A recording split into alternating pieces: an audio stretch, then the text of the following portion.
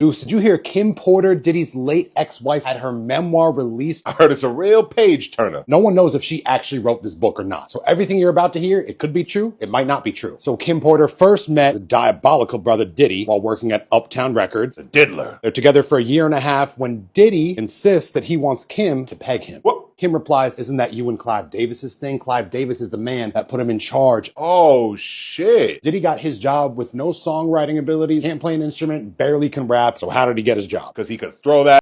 Diddy already had a boy toy that was doing that for him. She didn't want to have to do it too. I respect that, Kim. And shout out to the good sister Amanda Rollins. I'm recapping her recap. Thank you, Mandy. Mary J. Blige comes into the picture. Oh, no. Diddy admits that he hooked up with Mary J. Blige. All three of them eventually entangle as well. Oh, Diddy had a threesome with Mary J. and Kim Porter. For this, she was married to a big shot, Al Shore. I'll be sure. One day, Kim Porter came home. Diddy is at the table with Al B. Shore. Al suggests that they all have a threesome. That goes down, but eventually the threesome dwindles down to just a twosome between the fellas. Kim Porter fell off the bed and Diddy and Al just kept going. King freak off, man. So shortly after that, Kim is perusing around the house. She finds a secret vault with all the tapes of the alleged freak-offs. Oh, so she found the mother lode. Kim was with Diddy, but they were more or less in an open relationship since he likes to dudes. She started seeing Tupac. That's a nice pull. Thank you, Kim. They're all together, and Diddy asked Tupac, who do you think can slang it better? Between them two? Gotta be like, yo, my is better, yo. You gotta prove it to me if you think yours is better. And then one day, Kim Porter walks into the studio and alleges that she hears Diddy arranging the hit on Tupac. He said, no one's leaving that studio alive. Oh, this is sad. This is like out of a movie. She reveals the previous time Diddy had put hands on her was when she had a little too much fun with Jamie Foxx. Oh. Why is that an issue? You also had your fun with Jamie Foxx. Oh, shit. Diddy got a little envious. Little Anita. Some Luther Vandross. There is the rumor that Jamie Foxx hosts nude basketball games at his house. Oh, did you see the footage of the basketball court at Diddy's crib with the beds on the court? What the did that be for? So this book was allegedly released by one of her close friends. She was afraid of releasing it before he was put away. I mean, you only write down because you want people to know about it, right? She alleged that the Shawns, Sean Carter, Sean Combs, Jay-Z, they would be in bed together from time to time. Now they're throwing Jay-Z into this? I might have to draw the line there. He overheard Jay-Z saying he was tired of being second fiddle to Biggie and more or less gave Diddy the go-ahead to go through with the execution. I don't want to believe that, but God, Hollywood's gonna blow up when this all comes to light. Every single celebrity we know is either going to be in jail or their reputation completely ruined. So Quincy Jones' daughter confronts Diddy at an award show about his potential hit on Tupac. She gets up, goes to the bathroom, and Diddy allegedly pees in her ginger ale. Why the hell would he pee in her ginger ale? Some freak. Him and R. Kelly deserve each other. He was Jada, looked into the other room that Diddy was in, and saw Diddy and the power of will. Now Will Smith is in it too? Shocks me a little bit. Scientologist. I didn't know he was a Scientologist. She overheard Diddy saying that this beef is very lucrative. East Coast, West Coast. But it's getting out of hand. Certain point, two bodies. But if people aren't loyal to him, he can't offer them protection anymore. Oh, and Biggie was leaving Bad Boy. She said that Biggie and Tupac were leaving their individual labels and forming one together. Oh, which would give credence to the fact that maybe Diddy and Suge Knight worked together to kill both of them off. Kim Porter said she overheard Diddy saying Biggie's worth more to me dead than alive. Now the math is mathing a little too much. Diddy called Kim Porter, said, you're going to see me start dating a video girl, a video vixen, don't worry. It's just a cover up for my sexuality. J-Lo. Jennifer from the block. Diddy's the only one that never loved J-Lo. Oh, you just dropped the bar there. That makes so much sense. This is probably the madame of the freak off. He would come to Kim Porter's house. She was afraid he would kill her. He said, don't worry. If I were to kill you, no one would know.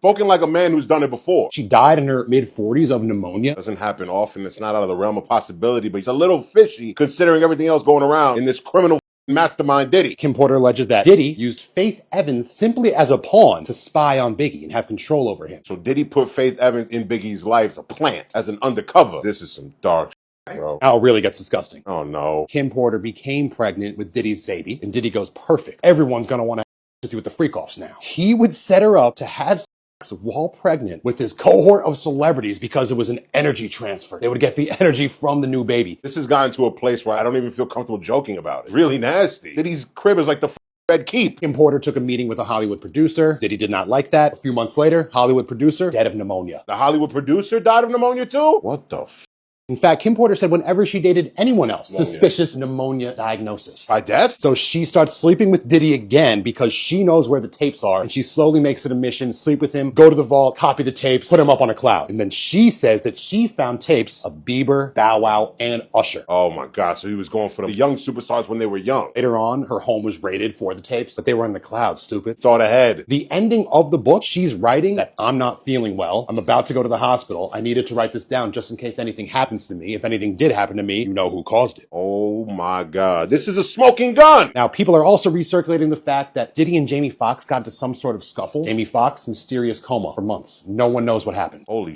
that did happen to Jamie. We was wondering what happened to him. So we almost lost Jamie because of Diddy? It's unclear if she wrote this book, if even 5% of this information is correct. Holy shit. At least half of that is true. What a sick not even funny anymore. You will never see the light of day again. Yeah, man, it's fucking sick. Cat Williams was right all along.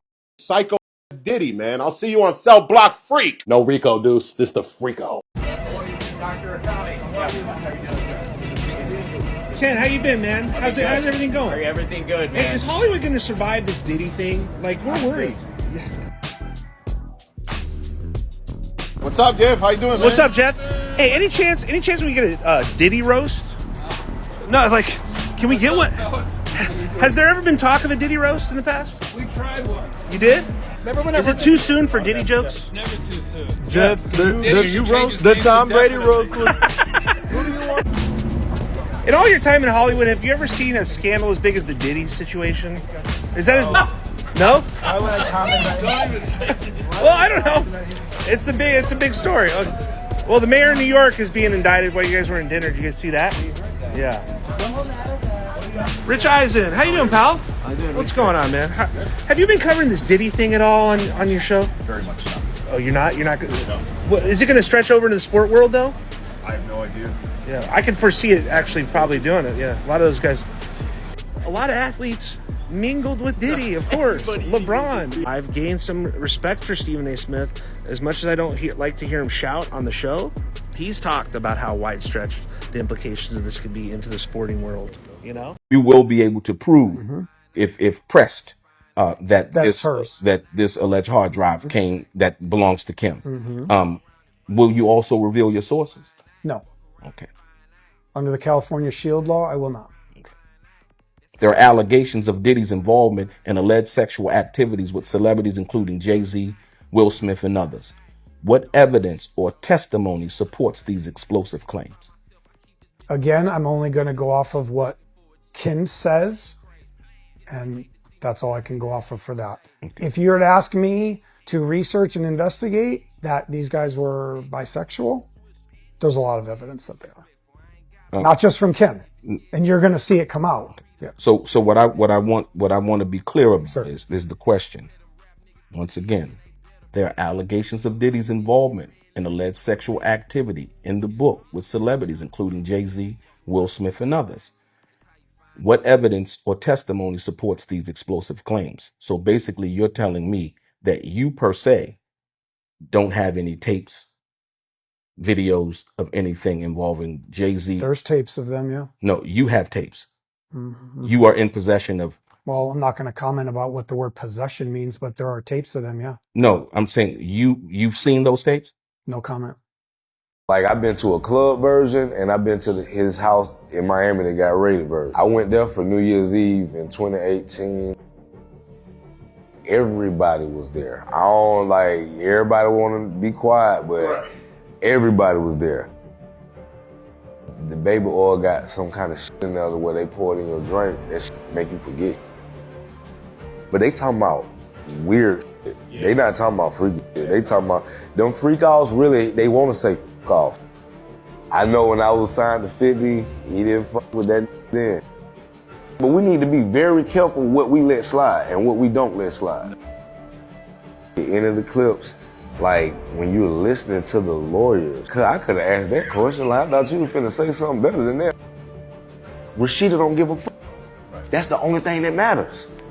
When he looked down at his family and he looked at Rashida and Rashida like, baby, let's keep doing, let's keep going. They just mad cause we sticking together. We have a reoccurring guest on our platform. Her name is Jaguar, internet sensation. Oh my God.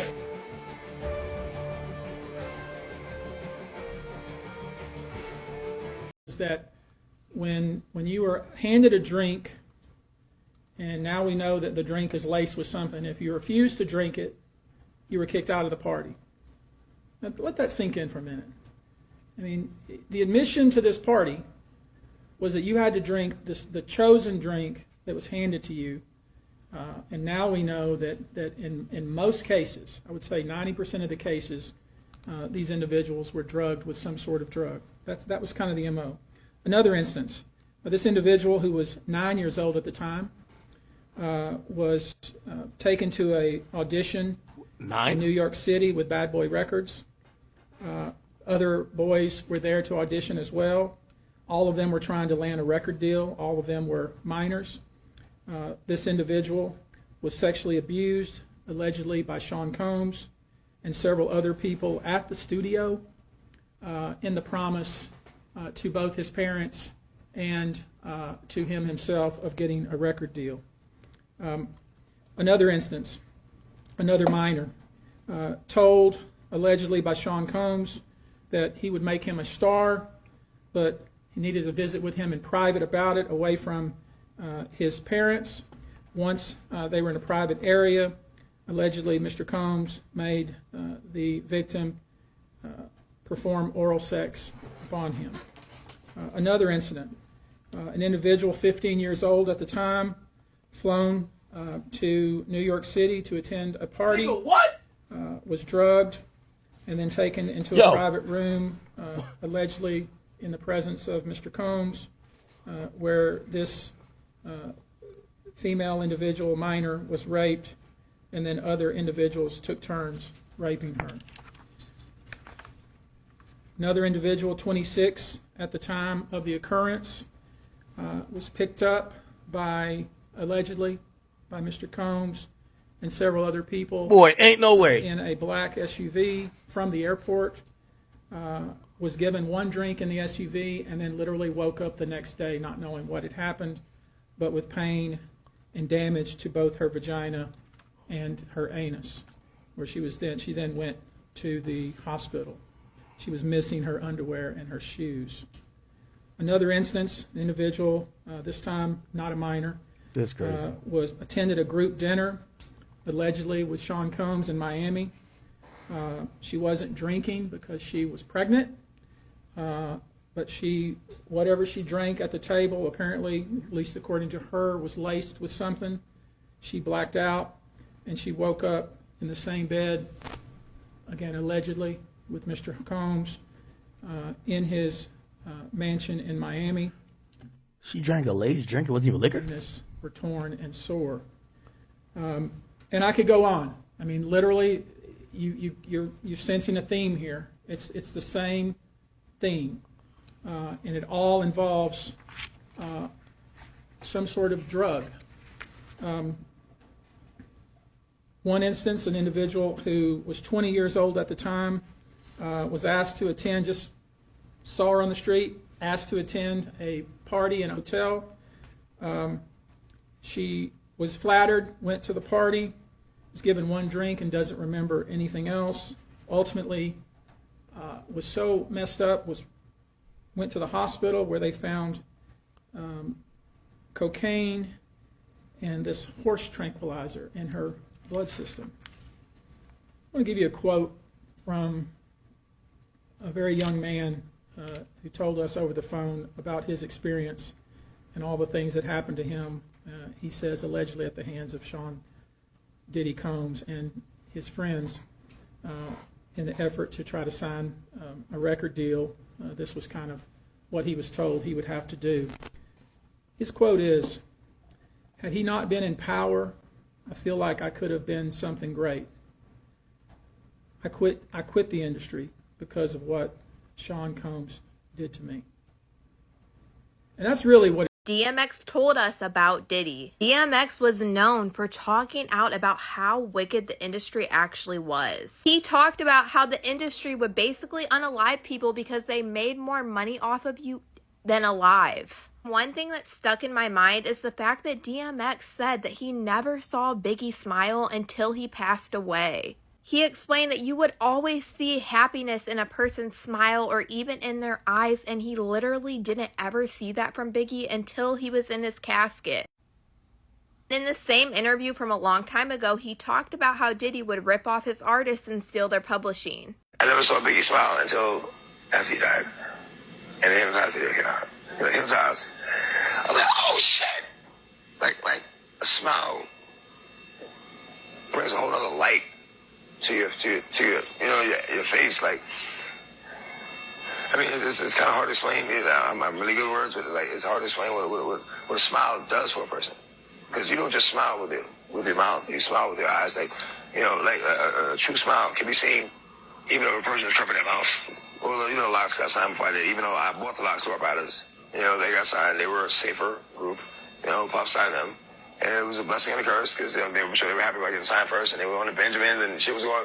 But then he made them jiggy and put them in suits and made them write lyrics for him and took all that publishing and like, damn, I'm glad I didn't, you know, And this isn't the only thing that DMX talked about. He also talked about how there were people in the industry that basically wanted to take you out to dinner and stuff to get a hold of your music. And you cannot tell me that DMX was not talking about Diddy, because the first thing that I thought of is when 50 Cent said that Diddy asked to take him shopping. DMX even explained how some of these artists would sleep with music executives to get up in the industry. And now that we know how Diddy rolls and what he was doing with people's careers, I almost guarantee you the person that DMX was talking about was Diddy. But I'm going to go ahead and roll y'all this clip, and you guys let me know what you guys think about all this in the comments. They got this new breed of rapper that's paying DJs to play their shit. Right. And, you know what I'm saying? They sucking the record label executive. And there's like there's too much of that going on. Right. You know what I'm saying? Let me be me. Let me be the artist that I am and just play my fucking music. You know what I mean? Exactly. Now they want you all up under this, you know, sitting at the going to dinner with them and shit like that, and you know, all that favor for a favor shit. I don't get down like that. Look, I give you the music, you give me my money. That's it. Now you got issues with the industry. What's going down with the industry, dog? The industry is full of a bunch of riding, bending over the desk ass niggas, straight up like that. I don't even associate myself with the industry. You know what I'm saying? I'm not an industry artist. I'm an artist in the industry.